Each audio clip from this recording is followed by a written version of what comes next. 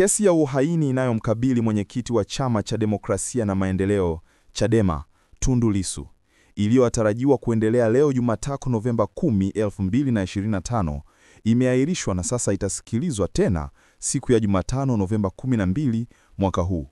Kuahirishwa huku kulifanywa baada ya mashahidi wa Jamhuri waliotarajiwa kutoka mikoa ya Ruvuma na Mbeya kushindwa kusafiri kufika Dar es Salaam.